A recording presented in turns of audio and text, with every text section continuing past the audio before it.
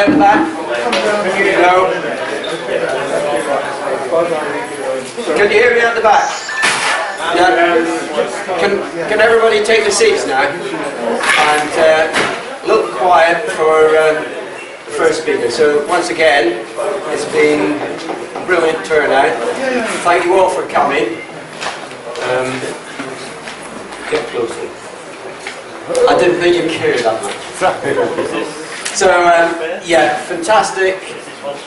The average age in here, we just looked, is about 50 and above. What we need to do is get the youngsters to come along to these meetings, except for the young ladies 21 at the back.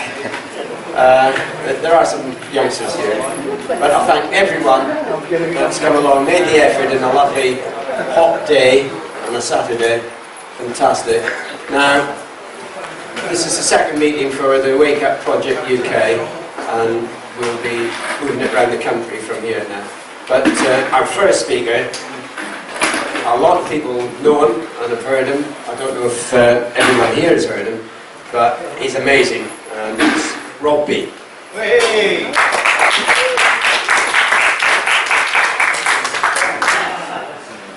Do I need the microphone? Can you hear me?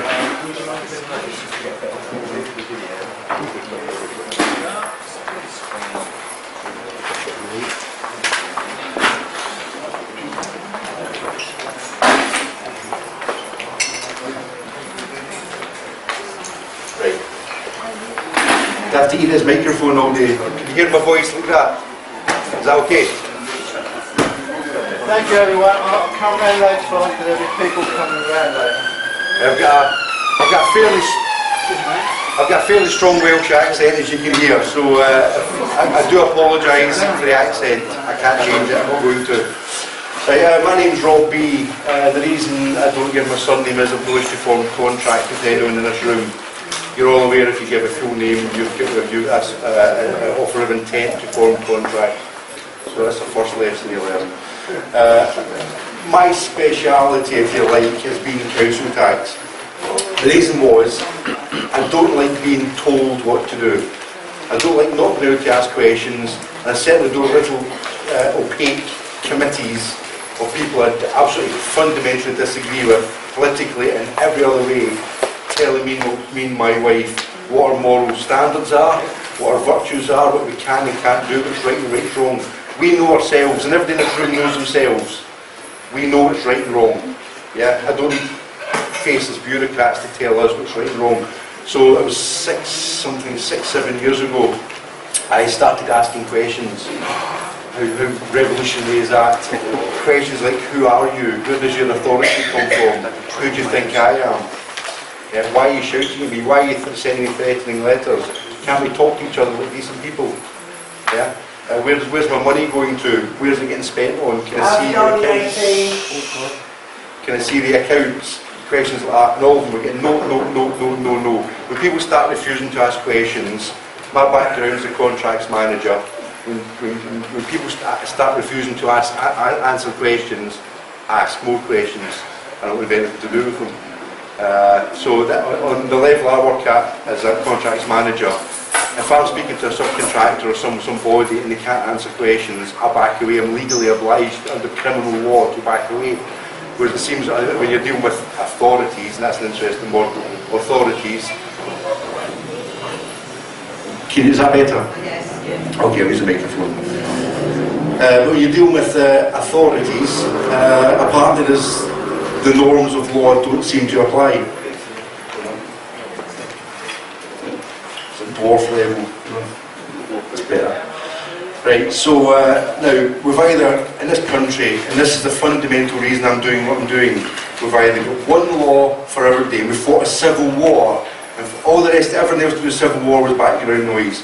What the civil war was fought on was nobody, even the king, is above the law. Nobody. We're all governed by one law equally. Today, would anyone agree we're governed by one law? Or do you see multiple tiers of law, crashes of law, conflicts of law? There's people who are above the law. The European Commission being one of them. That's why I was pro-Brexit. The European Commission can't be done for fraud, there's no criminal charges, they can't be investigated, and that's who was governing us. Still is for a period of time. That is not government, right? Now, I don't know if you're aware, but all government is a form of trust. They're the trustees, the administration, you've heard that phrase, the administration. They're administering the trust that we've vested in them every time we vote for these muppets to represent us. And as the administration, just to go back to Brexit, you're all aware what Brexit actually was, are you not? Right? I mean, it's an open question, sorry.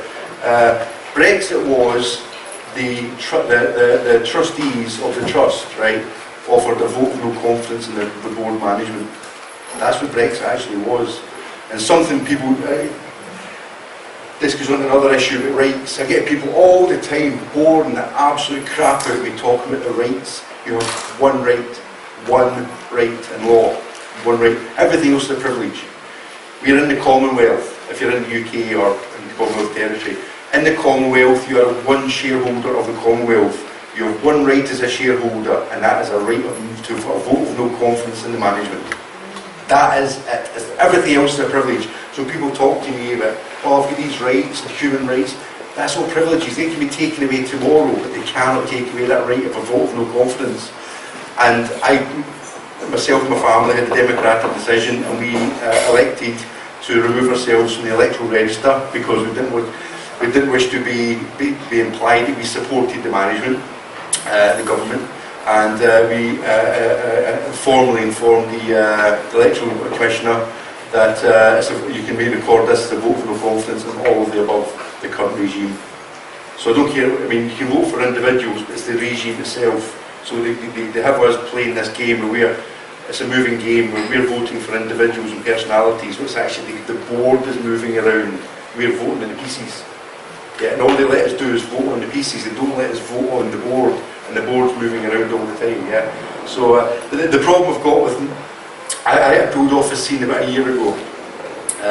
Just so disgusted with people, genuinely disheartened, disgusted. People know you've seen me a few years ago. I was firing all 4 cylinders, and I was so disheartened with people. I mean, today there's a Pokemon conference, 9,000 people at it. Yeah. So.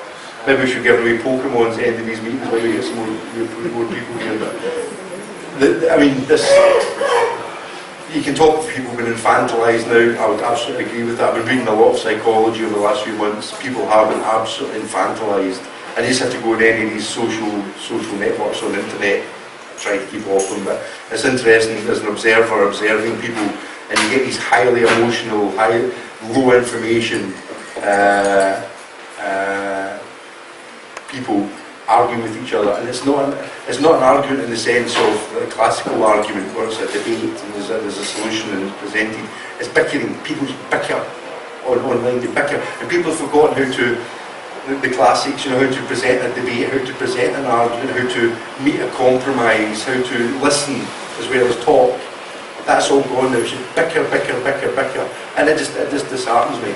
And the level of low information people out there is just astonishing. We've got the internet now, this amazing wealth of information. It's in your front door, you don't have to go to look for it now. It's literally in your living room now. Anything you want to know about is there. And they're still filming Pokemon conferences with 9,000 people. Wow, right, okay. And there's still people that don't know how government works. They don't know what an MP's, it isn't interesting what an MP's job is. They don't know what the European, apparently the biggest search term during Brexit was what is the EU. Right? I mean, I did bow my head. I just bowed my head. You know, we've been. I mean, there's a few of us. There's some faces in the room. We've been doing talks now for years, trying to simplify and trying to present facts and get people interested to go and learn for themselves. We can't teach them. We don't know everything. We know a little bit. But if all of us are out there doing work and sharing information together, we become a force. Right? And that is the key word, force. We become a force, right?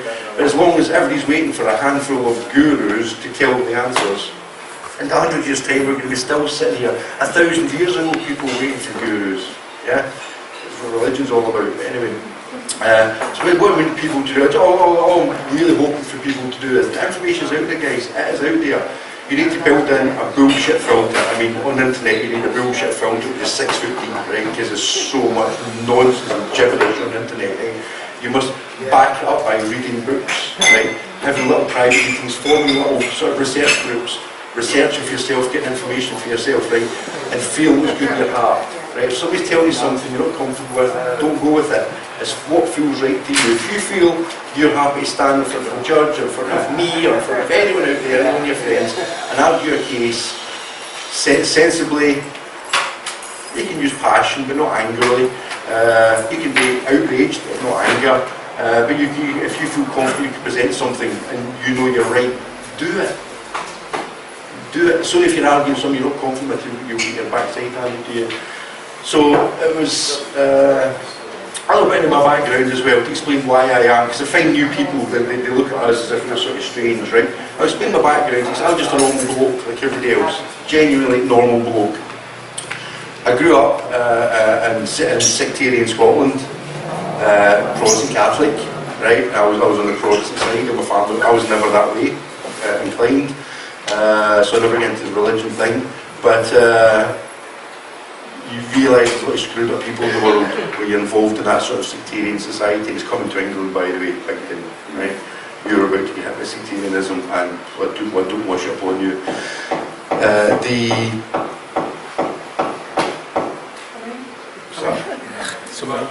Ghost.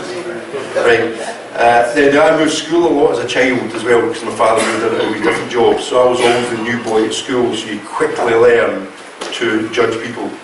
Because there's a lot of kids, they bully the new boy, yeah. I get bullied a lot as a kid, but you quickly learn how to suss people out, and maybe you become more aware of people, maybe a bit more sceptical or a bit more distrusting.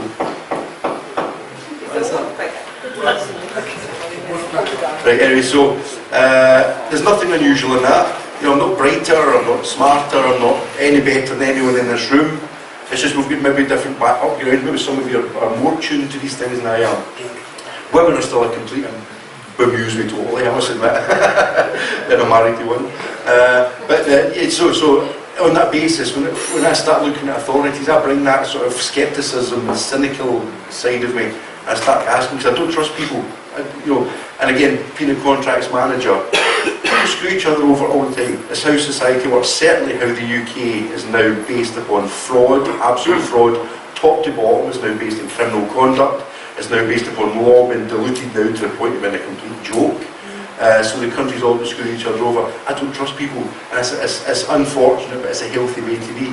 Right? I would love to trust people. I would dearly love to have a society where it was based upon principles and honour. There is no honour. Certainly in the authorities, in this room there'll be honour. The higher up you get, there's no honour. It's all to do with how much they can get. Yeah, all backhanders are getting. We all know what happens. I can tell you horror stories. So that's my background. My wife is former East European. She was the last generation of proper flag-waving communists. So she was raised, she knows revolutionary theory. Right? And as some people in this country don't know about, once you understand revolutionary theory, you understand it's a crock. Because a revolution, by definition, means you go back to where you start with different people in charge. And there's 3 stages to a revolution. Right? And it's always the ones that are funding it win the 3rd stage of revolution. Just if you look at Ukraine as an example, happens all the time. Interesting things to look at as revolutionary theory. She is wide awake, as most Eastern European people have met who are of that generation, who've been there and lived under communism. Yeah, they are wide awake, and they will be the first ones to tell you what brought down the Soviet system wasn't politics, it wasn't great ideals or great speakers, it was the black market. People don't know that. There was more money, pure... So Czechoslovakia, yeah. Would you agree with that as the black market? You may be too young. Too young. It's so-called Velvet Revolution, so I'm questioning it. Yeah. So then, if you speak to someone of that generation, it's a real wake up. My wife, I love her, and it's a real wake up. So she's wide awake to how corrupt authorities can be. And what they'll tell you is, in these authoritarian regimes, regardless of the politics, any authoritarian regime, all the officials are on the take. All of them are on the take. We've got that in the UK, we've got certainly the European Union, they're all on the take, right? We are there just to feed their egos, we're there just to support them, we're cash cows, that's all we are, it's cash cows, yeah? And the state is there to support the state to get bigger. right? We get crushed. I personally am opposed to that in every fibre of my being, right? Britain, and this is a strange thing, I speak to a lot of foreigners, a lot of people, I've got a lot of friends from Eastern Europe and such like, and they can't grasp what it is to be British, right? And I remember watching a programme years ago where somebody was talking about, was walking around the streets asking people, what does it mean to be English? He asked 100 people and he got 100 bullshit answers, and nobody seemed to know. It was all just, nobody knew. He asked a Scottish person what being Scottish mean, they look at you as if you're mad. I am. You know, it's the whole thing. I be, therefore I am. But in England they try and justify it. I am English, being English is such and such, right? What being British is, what being English is living by principles, and that's what our constitution was based on, not written law, that's corporate. It was based on a sequence of principles, right? Conscience, guided by conscience. It was about respecting the individual, no one being above the law, absolute rule of law, no one being above the law, right? So this was the basics of being British, right? And one thing the Brits are immensely good at is when you get authoritarian figures, and a few big guys have tried it from mainland Europe and such lakes, yeah, and what we're very good at is doing fuck off. Yeah? That's surface wear, but that's exactly what the Brits do. If somebody starts giving us orders, we are very good at throwing two fingers up, and Brexit was a two finger salute to authoritarianism, yeah. Forget all the other background noise, that's what it was all about. So I've always been a great admirer of myself, because I am my own best judge, I'm my own best defender, as you all should be as well. You know yourself who you are. You know what your rights and wrongs are yourself, right? Wasps in the room now. I'm dealing with this every day in sight, so I understand. Right, so where I decided I thought I need to do something. I've got to do something. Again, this is new people. You'll be stumbling around saying, what do we do with all this information? What do we do? What you do first of all is know your limitations. Seriously, don't go in too deep, too thick, too fast, right? Know your limitations, speak to other people, get advice, bullshit filter on, get advice, right? And then pick a small fight. You need to build up your confidence first.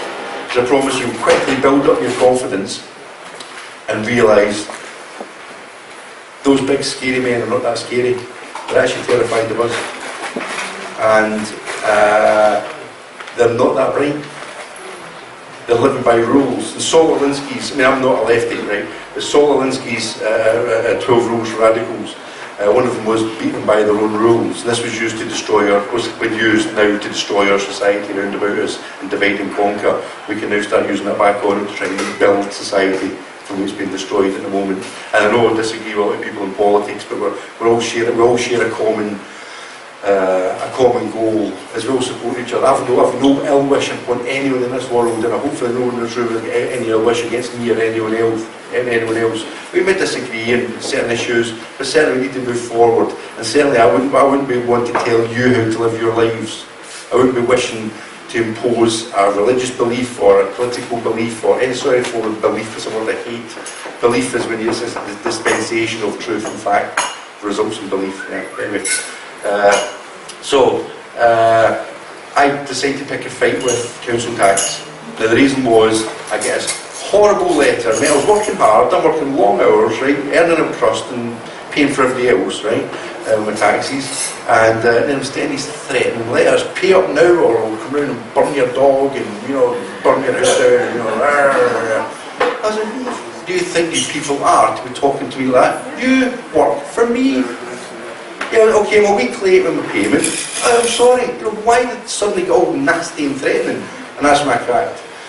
So anyway, blah, blah, blah, blah. I challenged it. Now, what I saw with the council tax was, I was aware of how bent the courts were. I was aware that there was a huge crash of civilisations and that the Napoleonic Code from Europe, which is what I'm governed by, the Napoleonic Code was crashed with our common law system in Britain, and it was a mess, an absolute mess.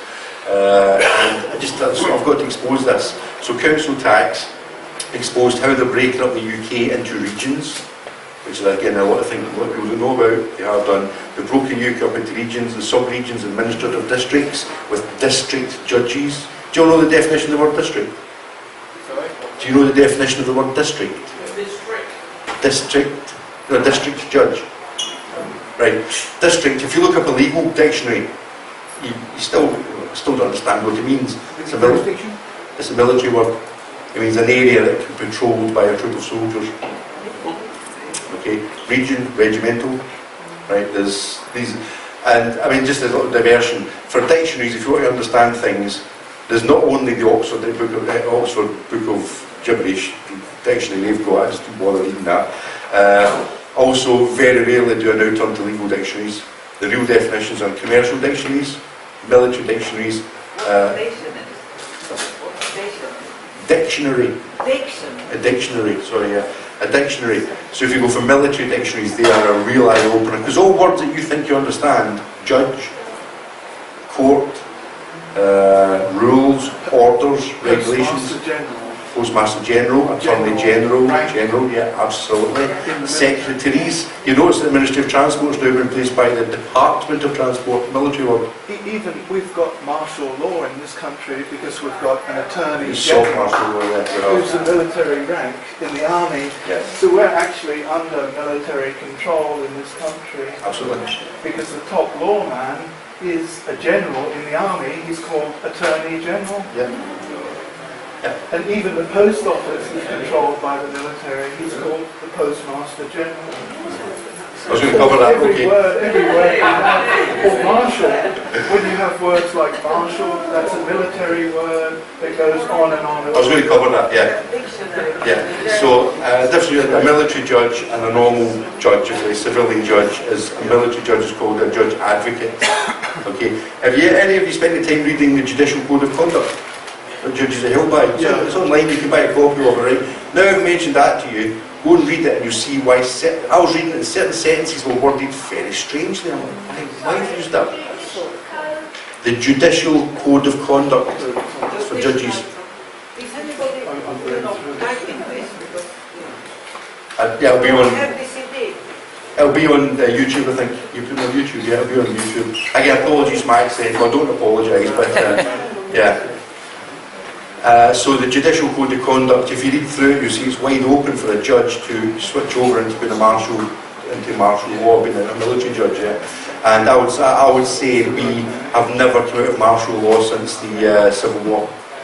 Certainly the Active Union created a state of martial law as well as a state of emergency, and the government has constantly got to try, and I'm darting around here guys, but it's just to try and give you a bit of background. The government creates these emergencies, and the newspapers are full of these scare stories, and everybody's panicking, you know, what do we do? Give the government more power, we'll sort of you. Okay, we'll give the government more power. So they start inventing things like global warming, they start inventing things like, you know, Iraq being a threat, and the latest one's Putin being a threat, and terrorism, and these big boogeymen under the bed. So you need because the one job of government, or two, is to regulate the economy and the law, and the first one is collective defence of the state. That's what the government. This is what the government has, is to regulate economy and the law, and primarily to defend the state. That's all government really is going to do. So what they do is they protect the crap out of us. So they invent all these emergencies to frighten people, because the non-imams out there, the masses of daily sport readers, or that's still in the Daily Mail readers, you know, the Pokemon supporters, they're easily frightened. Just like what happened to Brexit, Project Fear. Right, and that's not poor for it, but it shows you how effective it is. They can swing massive amount of people by just, not even facts, just sending a meme, just an emotional meme to get people, oh, I don't know, I'm scared of the dark, you know, I like this side of the fence. I don't even want to look at the other side of the fence. It's fear, psychology. These people have got this down to an absolute science. You read the books on the subject, they've got this down to an absolute science. They know how to control the herd, right? And my goal for myself is to make myself. There's a whole philosophical concept of what's called free will, right? And people think, most people think they're governed by free will. I'll guarantee you, none of us, not one person in this room, myself included, is governed entirely by free will. We're all carrying that. Free will. Free will. Yeah. I'm sorry, I can't understand you as well, darling. Anyway, so it's the concept of free will has been for centuries. We've been discussing the philosophical side of free will. However, We're born, from the day we're born, we've got external influences programming us. It could be religious, it could be societal, it could be family, it could be sex. There's a whole raft of things to program us. And we are, whether we like it or not, directed by the programming.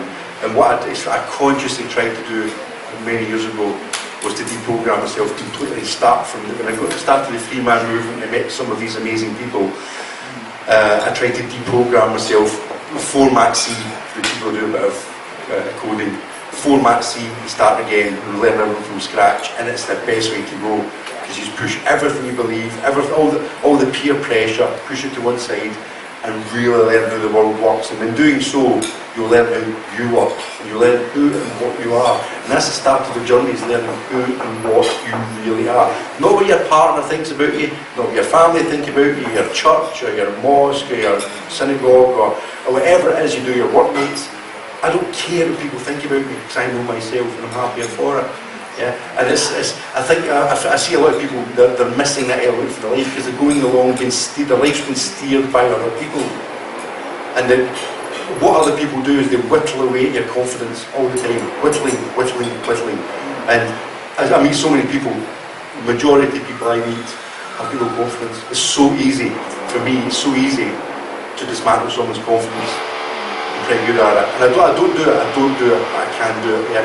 And a lot of abusive wives, a lot of abused husbands. I mean, all it is just a massive, just dismantling of that confidence. Once you've destroyed someone's confidence, it's very difficult to win it back. For the last 6 years, and the other people doing this, have been trying to give people that confidence to stand up for yourself. If you're absolutely certain of something, you'd be shaking like a leaf. I saw my wife crying around in court, shaking like a leaf facing the judge, right? She stood there, and I've never been so proud in my life the day she stood up there and called out a judge. She was shaking like a leaf.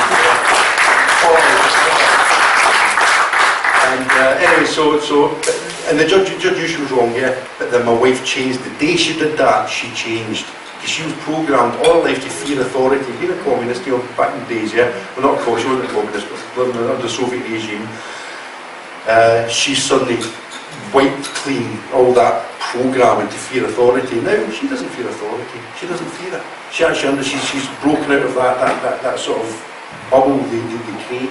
So it's all about, if we can help each other build up each other's confidence, guys, and that's all this. You see somebody in trouble, right?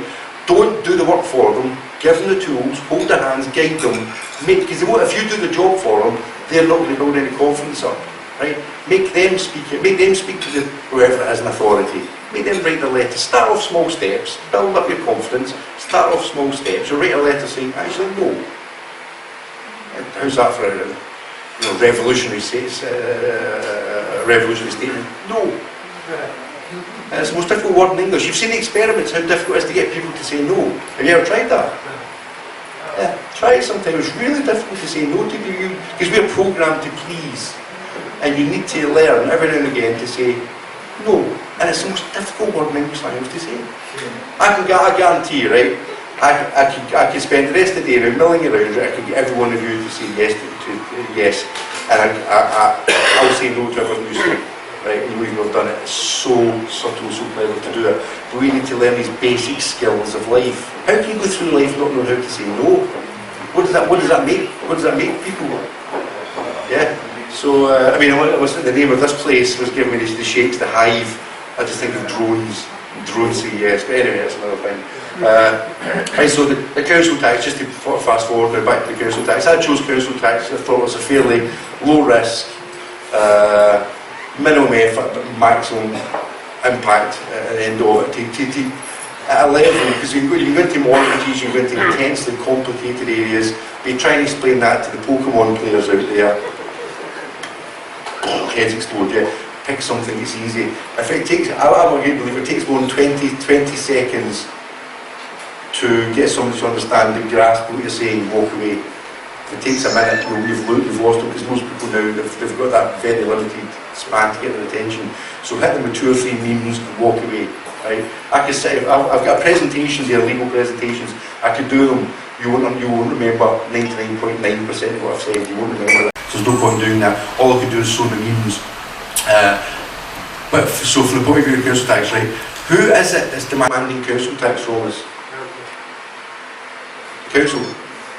What is the council? Corporation. What's a corporation? You see what I'm doing here? What's a corporation? You're right, absolutely correct. What's a corporation? Business. Oh, It's a fiction. fiction. Fictional entity. Right, so we're Fiction. absolutely, so we're all right, absolutely all right. So they're now saying we have got authority to come and do this to you. The word authority, do you know what the word authority means? Like it's some written power.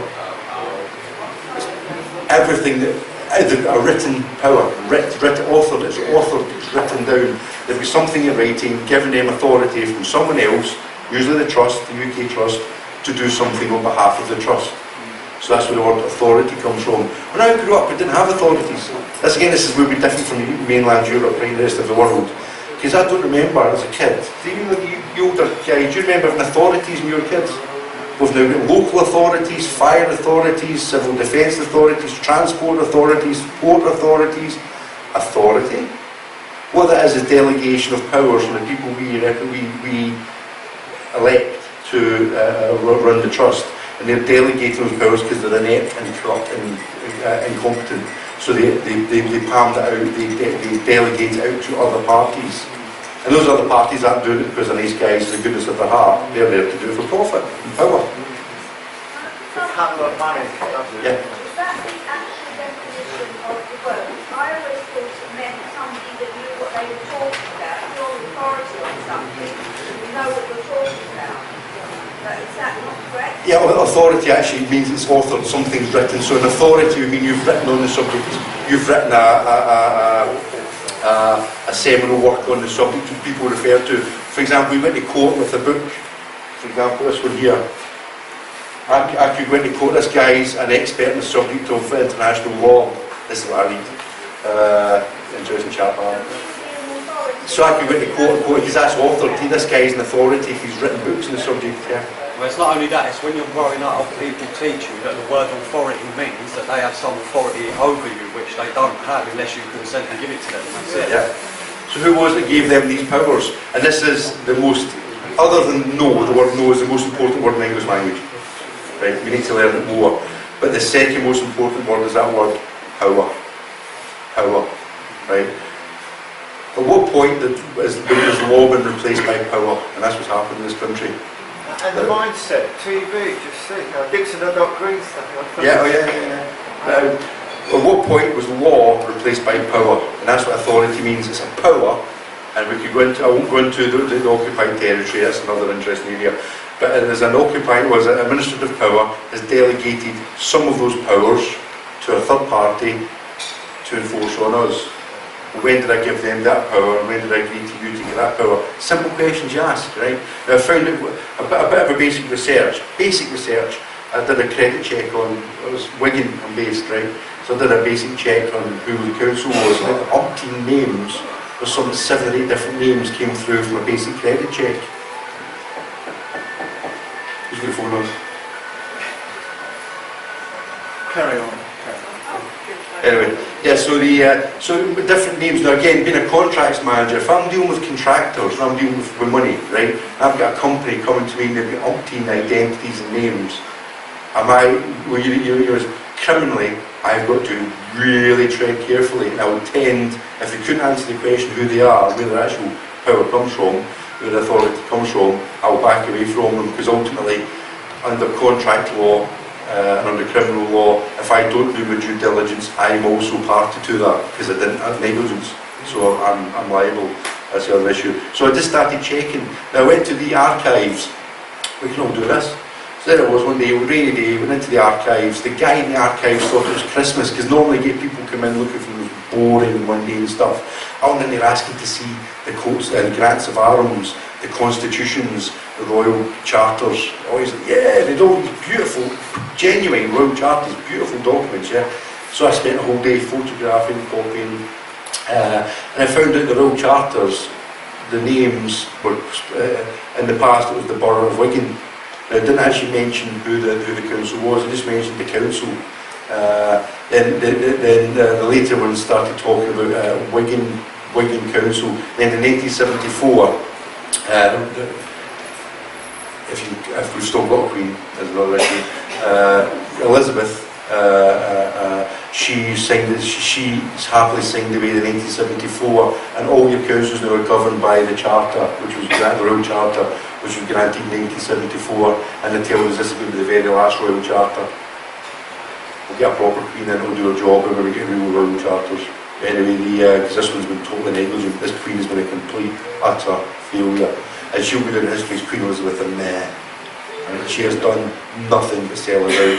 And Elizabeth is a European citizen, you'll know that. So on the royal website, she's a European citizen. She's got no more authority, go back to authority, than you have to tell them what to do. That's what I was just about to say. She ain't, what made them royal in the first place? They ain't So royal. if they're not getting if these authorities not getting their authority from Lizzie, the European citizen, where they getting their authority from? It's a presumption. It's a pure presumption of authority. And it's also based upon international treaties, which is another issue entirely I won't go into. Anyway, so I couldn't answer who the council was. And I had Wigan Council, Wigan Borough Council, Wigan Metropolitan Borough Council, Metropolitan Borough of Wigan Council, and other raft of names. And they're all separate companies with separate addresses. Right? And I'm like, well, who the hell? Why? Why are you doing this? So I started asking questions. Refused, you're being vexatious, you're causing the members of staff stress, and you've been, oh yeah, that's what it usually happens when you're investigating fraud, it does. So the point, I left the army, I was in the army for a number of years. The reason I left the army was I could no longer answer the question, who am I fighting for, and what am I fighting for. That's the day I bought myself out. I started to do the same with them.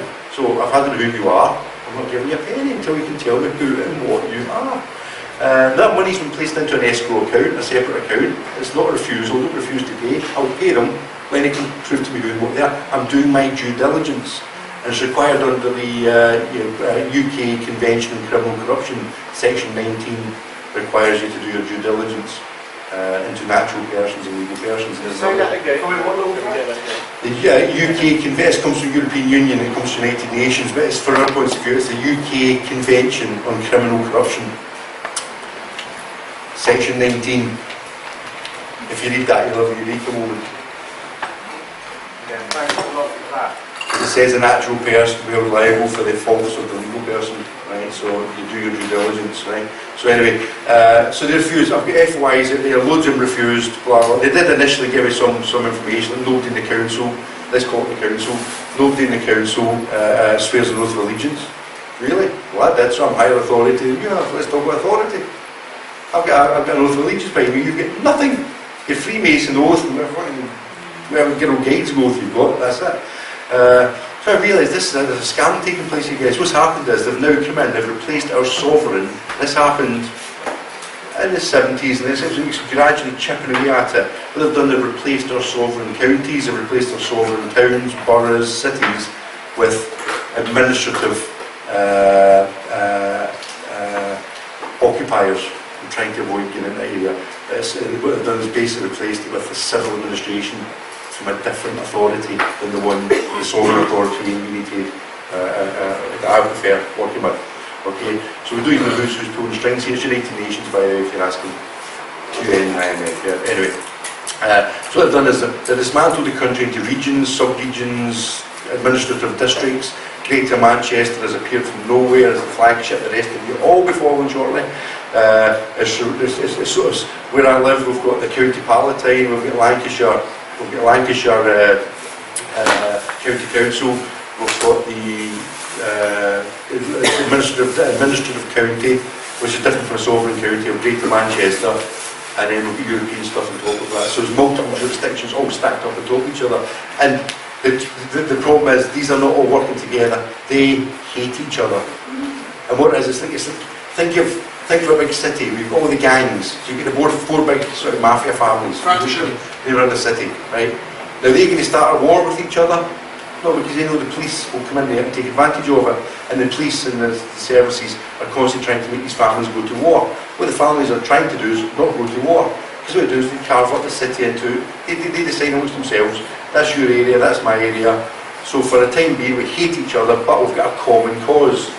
So for the time being we're on the same path, common cause, we won't fall out with each other. And that's the same who's running this country, who's running the world, who's running your local authorities. They hate each other, but they've all got a common cause, and they're hoping that when it comes into a conflict later on, their side will win, right? It won't. So don't imagine that the guys on the show are as organised and as central as we think they are. They're not. It is to hate each other. Genuinely hate each other, yeah? So, I then wrote a letter to the council, I'll cut a long story short, right? All the paperwork, I've got a presentation here, I won't bore you with the details, right? I started looking through the paperwork very, very clearly, and it talks about the council. But what is the council? No, you've got the local authority, we know that is. What's the local authority? A local authority is the council, the elected representatives, who are now merely an advisory body. Used to make the law, remember, now they're an advisory body. The executive, who execute orders, another military word, who's in charge of your council, the chief executive officer. 3 military words there, by the way. Right? Council's not a military word. The council is the elected representatives, that's the sovereign one, they're just advisory now. You've got the executive who are the real power. Right? They're appointees, not accountable to us. They're not transparent to us. We can go sacking them, firing them, hiring them, some of them privately behind the scenes. This is the European Commission operates appointees. Right? They'll try and say, yeah, but he was elected at that level. He wasn't elected at that level though. So there's a lot of subterfuge going on here. And then you've got the fire, used to have the fire service. That's the sovereign side. You've now got the Fire and Civil Defence Authority. My backside twitches when you get the word authority. Fire and Civil Defence Authority. We're in a war now. Oh, here we are. And the police became the Police Authority, was now the Commissioners, commissioned officer of the Queen, the Crown. So this is what the local authority is. It's a hodgepodge of different bodies all meeting together and grabbing, trying to get power. They want the little department to get bigger, more money, more power, higher prestige. They're all fighting against each other again. And the bottom of this pile is us, the servants, getting beaten up by chimps in uniform and chimps pretending to be some sort of authority. So anyway, I started going through the paperwork and started to question every single thing I read in the paperwork. With the name of with the mention the council, what council? Which one? Which one of the 5? Blah blah blah blah. Anyway, so the long story on there. Came a stalemate with them. They couldn't answer it in the court saying I don't know who you are. And the judges were actually saying, based upon no factual evidence, I believe them. So we're not doing, when courts are not going to do that. I thought this in the days, I thought the council tax meetings were actually meetings, right? But so I'm saying something, I'm trying to say to the judge, so it's just, we're down to belief now. So there's no law, there's no facts, there's no presentation of evidence. It's now down to what your belief system is. Fuck. Well, there's no law here. Anyway, tried all different things. Every year I'm going to have different things. There's so many ways to attack this, guys. Every year we're going in different ways. The 18th of October last year, I went in, I just got bored. I'm just bored now even dealing with them. So I decided I'm going to go and that's the last time I fight with them. So, first of all, just say to the judge, what rules, and this is what you all should be doing, by the way, right? Before you get to the court here won't happen. I want a copy of the rules and procedures governing this hearing. I want a copy of the rules and procedures. I would like a copy of the rules and procedures governing this hearing. The last word. Hearing. Hearing. Yes, it's not a court. A court's a grey word, it means 1,000 things to 1,000 people. Courts are another one of these words, it means whatever you want it to mean. We're holding a court just now, so it's a grey word, yeah? It sounds official, it's not. It's a hearing. And what they're doing, the hearing is run under rules of natural justice. Okay? That's where you take them on. That's judicial review territory. Most judicial reviews are done under rules of natural justice. One is it must be no bias, you must get a fair hearing. I don't use the third one. Bias, no bias, fair hearing, must follow rules. I think the third one is. But anyway, there must be no bias and it must follow rules. So there must be due process here, written due process, right? So I say to the judge, I say as a judge, he's not there as a judge, he's there as an arbitrator at this point, he's been hired in. We've got evidence of this, the evidence is overwhelming.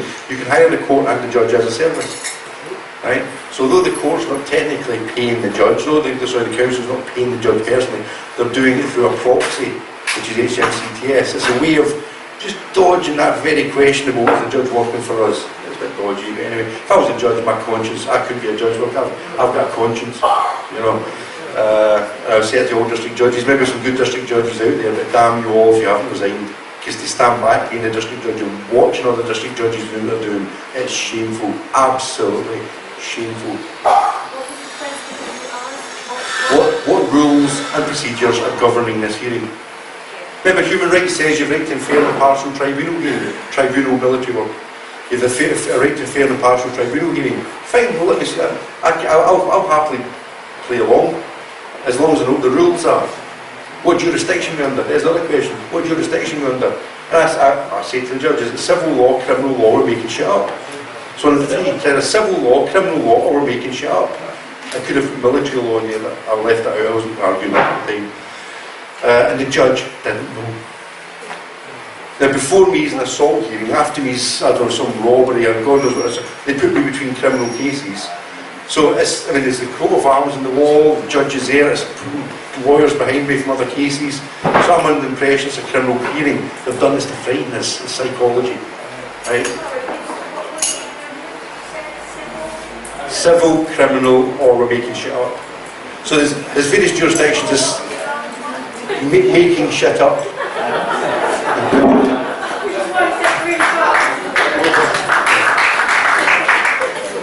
That's a technical term. No, the reason is, if I'm getting in there to argue, to defend or to counter some claim made against me, surely I should know what the rules are so that I can, so we've got a fair, there's a game getting played, they've brought a board out, there's a game getting played, I've been given a piece, I don't know the rules of the game, so how's it fair and impartial if I'm not allowed to, if it's kept secret from me the rules of the game?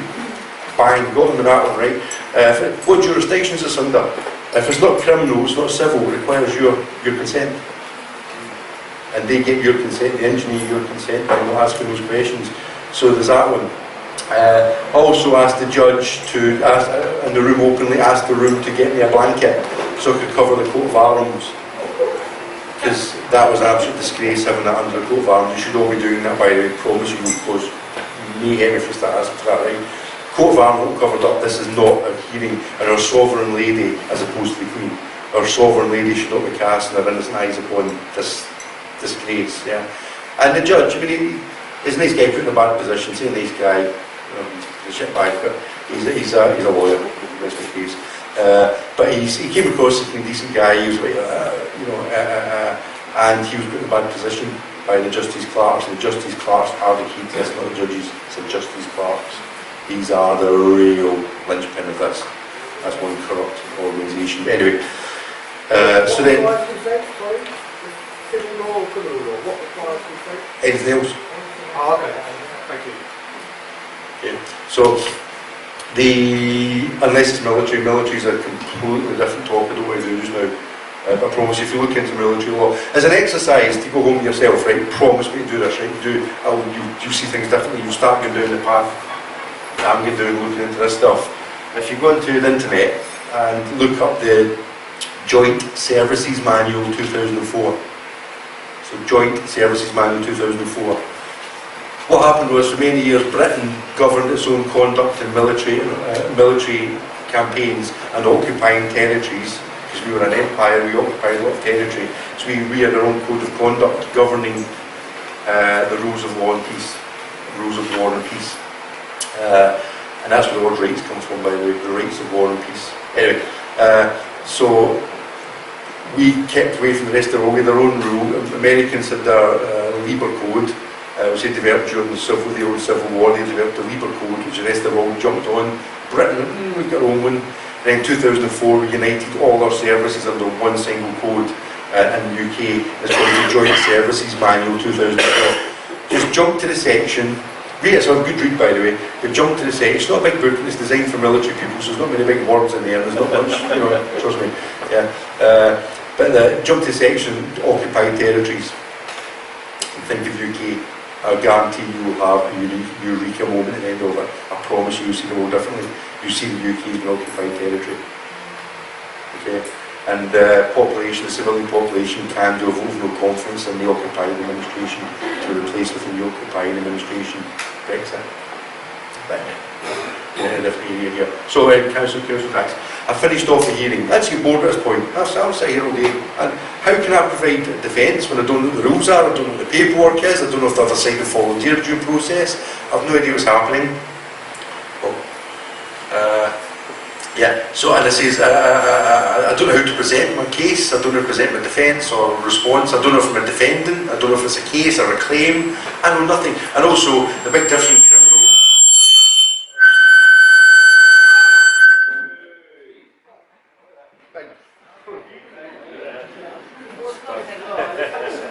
That's the message. Right, it's to do with the level of evidence required, right? The level of evidence required for criminal is absolutely, must be really high, beyond no reasonable doubt, right? Whereas under civil law, it's based upon balance of probabilities. As twitching, balance of probabilities? Anyway, so balance of probabilities. So if I want to interrogate their evidence, I need to know what level I'm interrogating it at. So certainly if it's criminal law, they failed totally because they provided no evidence at all. It's above beyond a reasonable doubt. Balance of probabilities, again, and who's making that decision, I don't know what the rules are. So I didn't know what level of evidence to interrogate their evidence, and also what level of evidence I needed to provide to counter their evidence, right? So on that basis, I can't do anything. I can't do anything in this court. I don't know what's happening, and my human rights are at play here. So then I finished off. It was a single judge. Magistrates, I don't know what magistrate looks like. They don't talk to me. I always get judges, right? Apparently I'm some sort of super terrorist or some nonsense for asking questions. But I pointed out to the judge, this is where it gets really interesting. He turned to the guy from the council and asked him, well, what jurisdiction you're under? He, the judge, after 20 minutes in a hearing, asked the guy who's there representing the council, God knows who he is, right? Asked him what jurisdiction you're under. I've pointed out to the court, the judge has now asked him, we've started the hearing. The judge wants to start his hearing. He doesn't even know what jurisdiction we're under.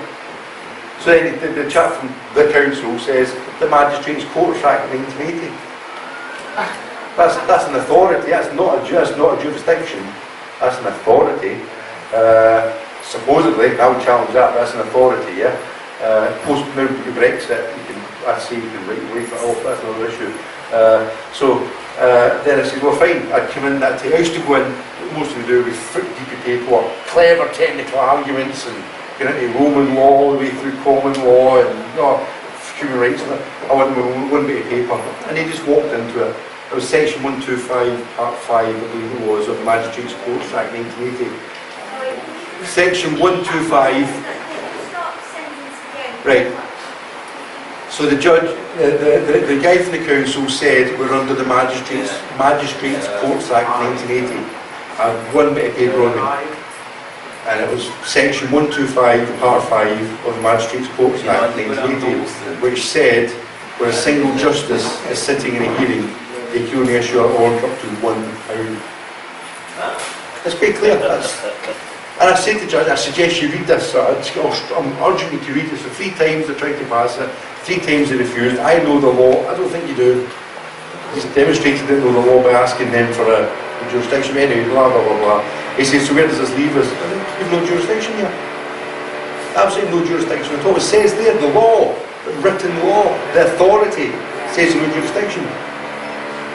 They still issue the liability order. But that liability order is a private document. It's not a document. Okay, that's another issue, right? They've tried to issue my wife now, I collect some liability orders, I collect now, good for like a bunch of occasions. And also notice of attachment of earnings. Right? It's a notice, it's not an attachment, it's not an order, it's a notice. Bullshit, it's private. The council issue those themselves. Let's talk to the council, local authority, issue those themselves. Right? They have, what you do is speak to your employer and say, you're taking a risk here. If you act under a notice, you're now taking the risk. You do your due diligence, nicely to your employer. I would strongly urge you to do your due diligence and ask to see the original court order. You only act on the original court order. If you act on a notice, you are taking a liability here. And fun enough, when we start asking for court orders, nobody can provide one. Right, so that's you kill attachment of enemies. And I know that most people out there will go, oh my God, I'm being controversial. Oh, I'll get in trouble. Yeah, you will get in trouble because you're a 4-year-old, right? And you just need to start becoming an adult. You need to start becoming an adult. And I mean, I do this to some lovely people out there. As soon as you go, it's a man in a uniform. Well, yeah, okay. I've been in uniform, I know people are afraid of it. Uniforms are very good psychological instrument to terrify people. Fancy job titles. Yeah, stab vest. So guess what I answer the door with?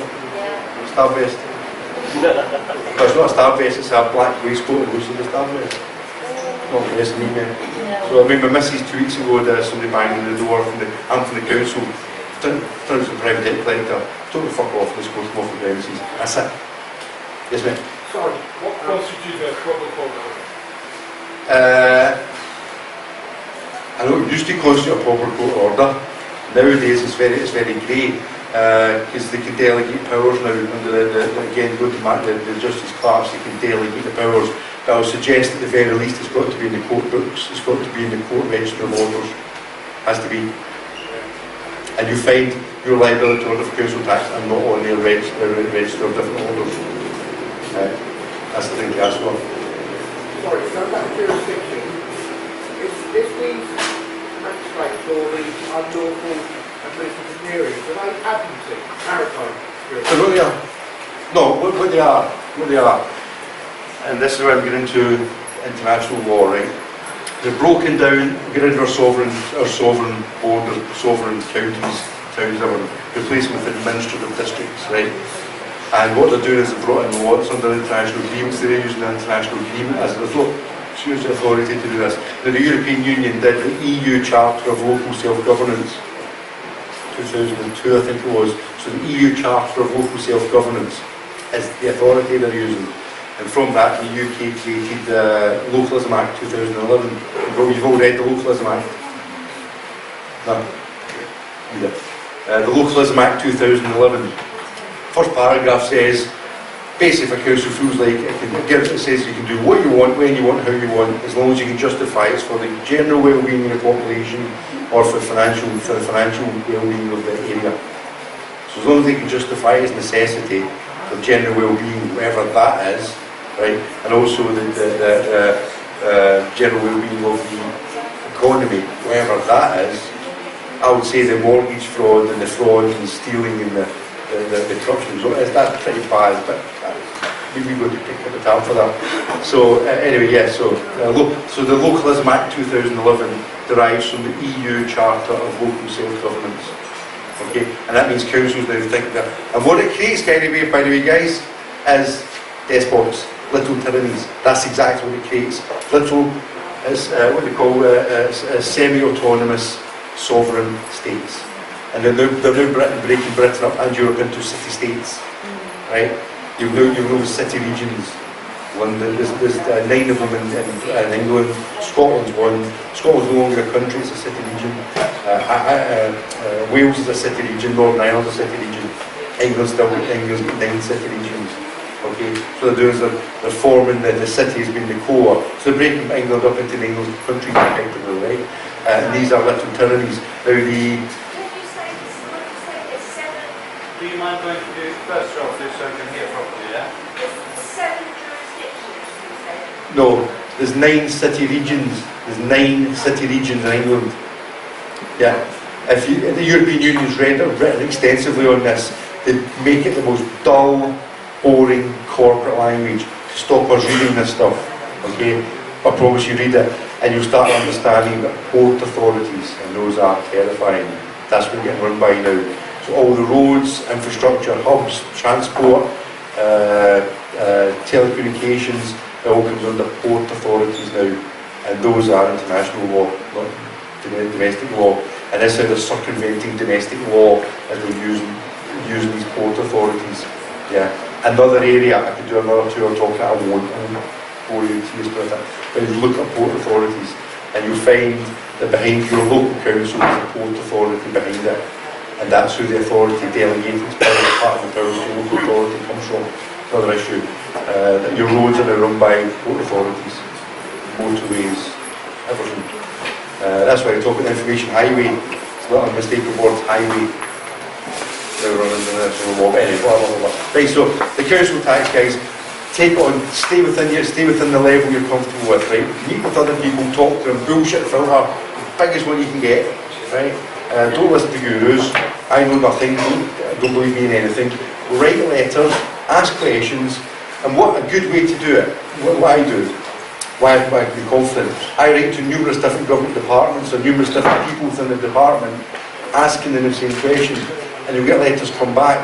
So what you do is you say, well, yeah, you write back and say, well, he says this, why are you saying that, and he's saying this, and that department says this, but you're saying that, and get them fighting with each other. And you can stand back at that point and say, I don't know what to do, because I'm getting conflicting information. That's legitimate, you can stand back at that point. Now, just to finish off, I do a talk on identity and capacity. Okay, I won't go into that today, but I've got a letter which is on my hard drive there, but I wrote to the Passport and Identity Office military word, and asked them about what is an actual person. Now they were drafting the Human Rights Act. I read through the House of Lords discussions and so on, and at the end of it, when the Lord stood up and said, yeah, I've listened to all this, but what is an actual person? They've been talking about it for 10 hours. He said, what is an actual person? I've looked at him blankly. They've been talking about this for 10 hours and still look at you an actual person actually what, right? So I asked the question, what is an actual person? Am I being addressed as an actual person, legal person, man, whatever it is, yeah? But the Human Rights Act says all natural and legal persons are entitled to the free use of their private property without like a hindrance, whatever it is, yeah? So it does differentiate an actual legal person. So I'm interested, what is an actual person? So it's a Human Rights Act. So he come back and said, well, I don't understand why you're writing to me as a man. Confused and his head exploded in the department. But he says, as regarding natural person and legal person, essentially the same thing. I just walked into a trap. I've just walked into a huge trap. Right? So I wrote back and said, can I just confirm? You just said there, a natural person, legal person, essentially the same thing. He said, yes. I said, right, you're aware you can own a natural person. Right. A natural person, so a legal person, you can own a legal person. A legal person, a car, a company, anything property, it can be a legal person, right? So if he's saying as a natural person, I'm a legal person, I can be owned, he's going to walk straight to slavery territory, and that's where they're weak. That definition of natural person has not been properly defined yet. And I'm hearing now that they've actually made a river an actual person. There's some chimp in Brazil been made an actual person. Yeah, it's a complete mess. Yeah. So on the basis of slavery, you just say, well, when people write to me now, are you writing to me as an actual person or a legal person? That's why I respond back. So they say I'm writing to you as a legal person, fine, well, you know, who owns me? So I just ask them some questions. If they're writing as an actual person, ask them what it means. If they can't give you the answers, you can't respond back. You just delay them and frustrate. Imagine 100,000 people asking those simple questions. No march in the street, no protesting, waving your little banners, waving your bandanas, or waving your national flags, whatever crap it is you're into. Just asking those questions. Imagine 100,000, 500,000, a million people. All we're asking you to do is ask questions. Write to your government, just ask, what is an actual person? Every time you get a letter from officialdom, are you writing to me as a natural person, a legal person, or a man/woman, a woman/man? How you write, what capacity? Yeah, I know what identity is, but which capacity are you writing to me in? Right, that's the Christian guys, because at the end of the day, if they say natural person, legal person, it's an official government letter I've got, they're essentially the same thing. That means you're treating as a slave, as a property, as a possession, and that's not starting to grip guns and firing back personally people do that. Right, seriously. That is now into a new territory entirely, when it starts claiming ownership. And in the council constitution, it says the council and its citizens. I'm not a citizen. Citizen means belong and serve the city. Right, to trick people and go from subject to the law to being a citizen owned by the city regions, right? I oppose that citizenship completely. I'm not a citizen, nothing, right? But the council and its citizens. So I belong to the council. Its is a possessive term, isn't it? The council and its citizens. So you ask them, you claim you could be? Watch them back pedal, guys. You need to go through the stuff. and read the stuff and just ask him, you claim ownership, do you know exactly what you've done? And that's null and void. Everything in the back of that is completely, utterly null and void. Because it's opposed to slavery and every notions. Anyway, I'll end at that. I could talk more, but I won't. I would recommend for people, this guy has made me look at the world completely differently. I've no stake in this guy, no stake in his books. It's just I read these books and it's just every page is like, wow, Eureka. His name is Professor Eyal Ben-Venisti. He's a Jewish chap, right? He's Eyal, E-Y-E-L. I'll put it in, yeah, we'll do it later on. We'll put something to put it up later on, yeah. Right, the first letter is E. Second letter is Y. It's his first name. E-Y-A for alpha, yeah. So it's E-Y-A-L. A for alpha, L for Lima. His second name is Ben-Venisti, so it's B for Bravo, E for Echo, N for November, V for Victor, E for E for Echo, V for Victor, E for Echo, N for November, I for India, S for Sierra, T for Tango, I for India. Ben-Venisti. Okay, did you get that? I-S-T-I.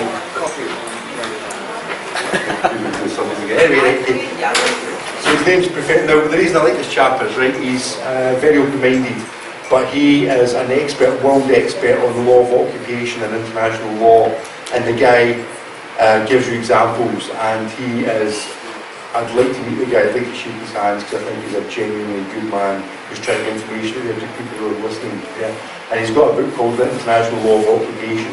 It looks like a dusty textbook, it's not.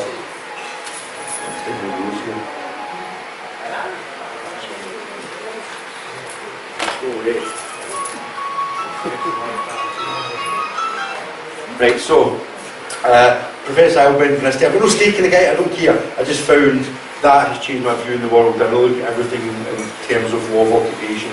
It really is a mind changer. So he's got numerous books, right? Buy them, share them around, get them from libraries. The one in the law of occupation is real mind blow. Because you realise occupation is not what you think it is. We are governed under rules of occupation. We are an occupied people. And that comes from a judge a few years back, by the way, who slipped in the conversation. The judge slipped out, we are an occupied people. And when he was pursued on the subject, he changed, he didn't really talk about it. The judge is nowhere under occupation.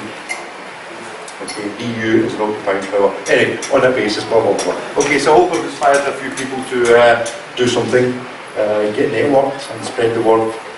I don't know nothing, so check everyone I'm saying. Bullshit filters. So anyway, so I'll leave it at that. So thanks so much, guys.